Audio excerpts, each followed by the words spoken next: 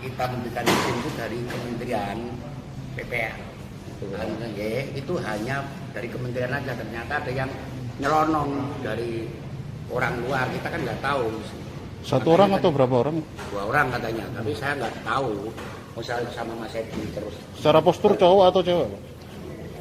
Kalau laporannya? Izin itu diberikan kepada mereka itu dalam rangka apa? Ya untuk memantau, itu aja. Makanya kalau masuk ke ruang sidang saya nggak diizinkan, kan dia kan mau masuk ke sidang saya nggak boleh. Artinya tidak mengizinkan ruang sidang dipakai sebagai podcast ya? Nggak boleh, itu bukan ruang sidang aja. Itu ruang tunggu anak. Ruang tunggu anak. Iya. Saya pun nggak tahu kapan terlaksana itu. Ruang tunggu kan tapi tidak. Iya, sebetulnya nggak boleh. Makanya kita kecolongan ini. Saya pun nggak terkunci, itu terbuka. Jadi saya kemarin udah klarifikasi ke Satpam, itu karena masuknya tuh bareng sama dari kementerian tuh dikiranya anak buahnya. Gitu.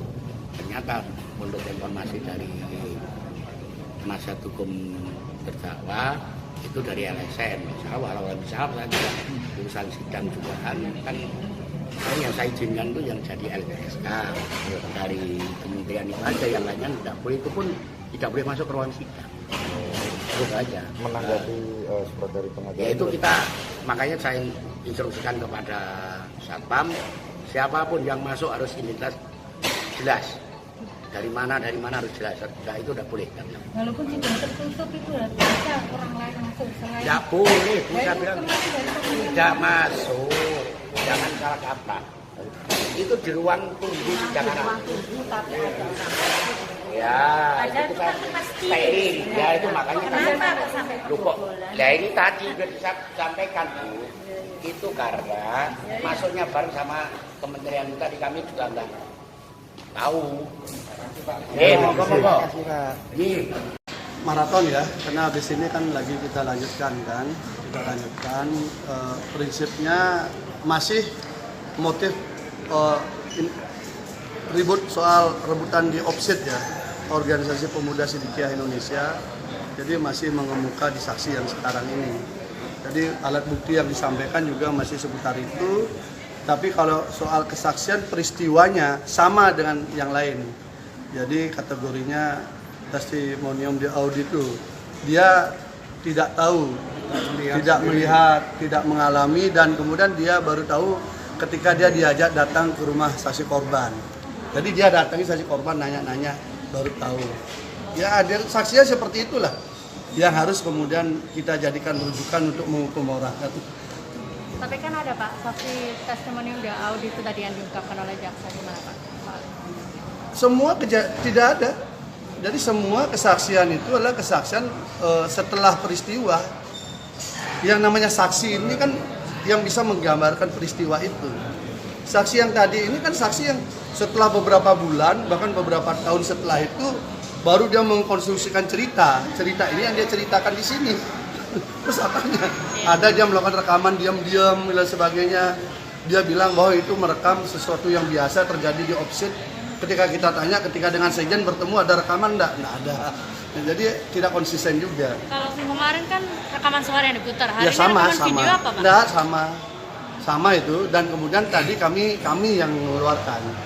Kami mengeluarkan begini, karena narasi yang dibangun di publik oleh kelompok orang yang menyatakan bahwa Mas Beki ini seorang predator yang membuat orang stres dan sebagainya. Kami tadi konfirmasi kepada saksi. Apakah benar saksi korban ini malah tampil live di FB gitu loh? Apa ada korban pemerkosaan malah dia memilih tampil di FB? Nah dia mengakui bahwa dia melihat itu di FB. Tetapi saksi yang kemarin mengatakan bahwa saksi yang sekarang ini bersama-sama dengan dia ngerekam itu. Maksudnya tampil di FB itu apa? Jadi si saksi korban ini bercerita bahwa dia tuh korban begini, tampil live, jadi tidak tertutup kayak yang dibuat serem kalau acara-acara berita TV itu kan kayak tertutup gelap gitu kan. Ini malah dia vulgar semua, menerangkan kesaksian dia soal bahwa dia jangan sampai ada korban seperti saya, bla bla bla.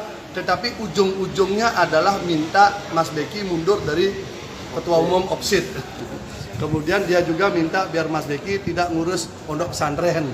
Jadi ujung-ujungnya motifnya ketemu lagi bahwa ada kekuatan lain yang men-setting untuk target itu.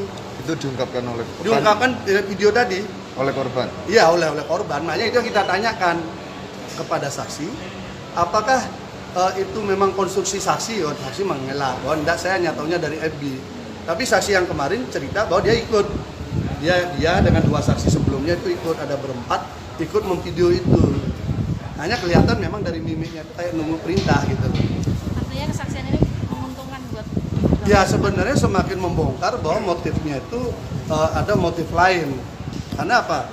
Masa orang korban pemerkosaan pertama dia tampil live, tampil utuh gitu, kemudian itu di-share di FB oleh mereka, bukan oleh kami. Mereka yang nge-share dan itu diakui oleh saksi. Kemudian yang kedua, tuntutannya adalah untuk mundur dari Ketua Umum Organisasi Pemuda Sidikiyah, untuk mundur sebagai urusan pendidikan di pondok pesantren. Kok tuntutannya beda? Mestinya kan tuntutannya kan tuntutan terkait dengan pemerkosaan dong. Nah inilah kita kejar tadi. Bang, untuk memperjelas saja, Ya. Korban memberikan kesaksian dalam video itu keterangannya satu kesatuan dengan tuntutan itu atau itu sesuatu yang Satu terpisah? kesatuan Dalam video itu? dalam video itu. Jadi dia menerangkan kejadian. Bahwa dirinya diperlakukan urusan asusila. Oke. Dia berharap bahwa jangan sampai ini terjadi pada adik-adiknya nanti, Oke. bla bla bla bla bla.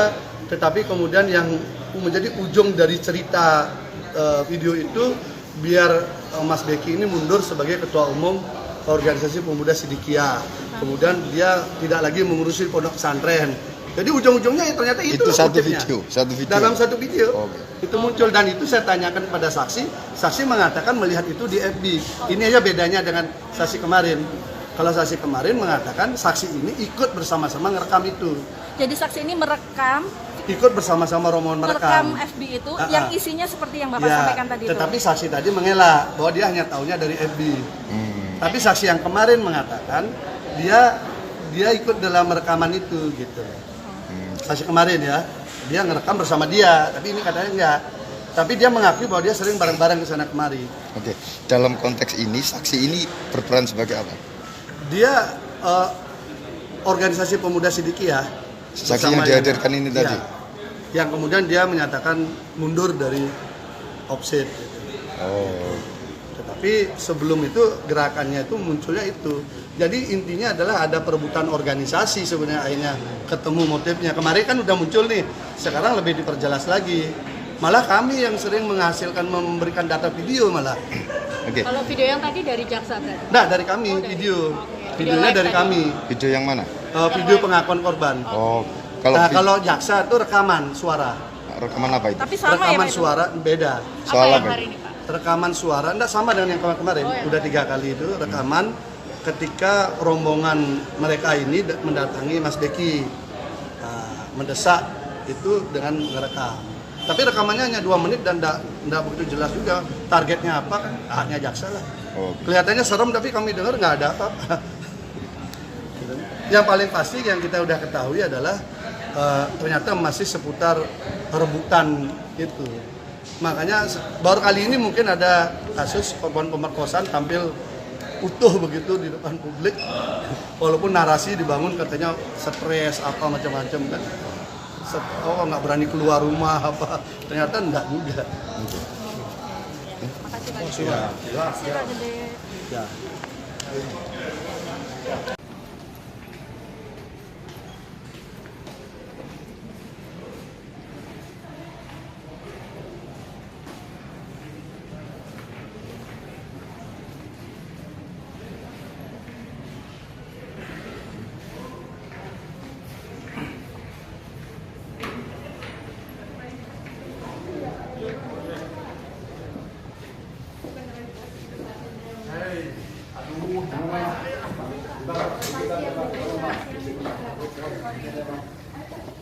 Oke, ada 2 saksi yang ada beberapa keterangan yang tidak bersesuaian. Tidak apa-apa, itu biasa. Karena memang keterangan saksi kita di bawah sumpah. Ada ancaman pidana di situ, keterangan saksi yang memberikan keterangan saksi bohong atau palsu di persidangan ada saksi pidana 7 tahun.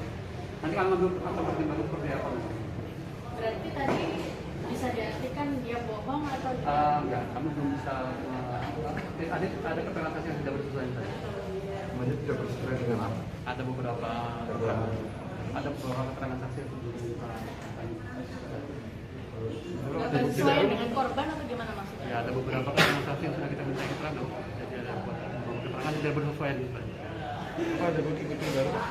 Tidak. Bang yang tidak bersesuaian itu dengan keterangan saksi yang lain? Ya, dengan berapa? keterangan saksi yang lain.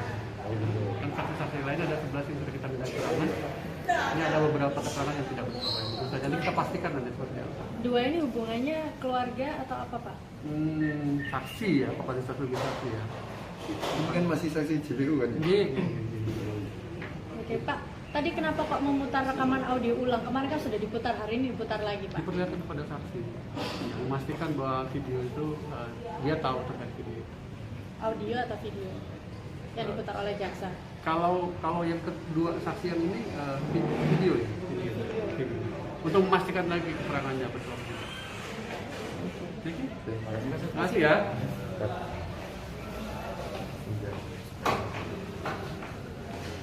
Sorry.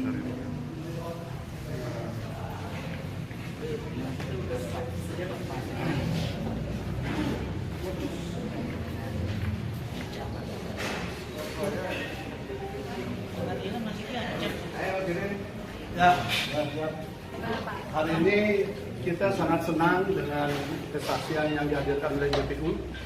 Jadi dua saksi fakta. Jadi kalau yang kemarin saksi kakaknya, ini saksi fakta yang mengikuti proses interview yang bersama-sama dengan saksi korban, terang, jelas.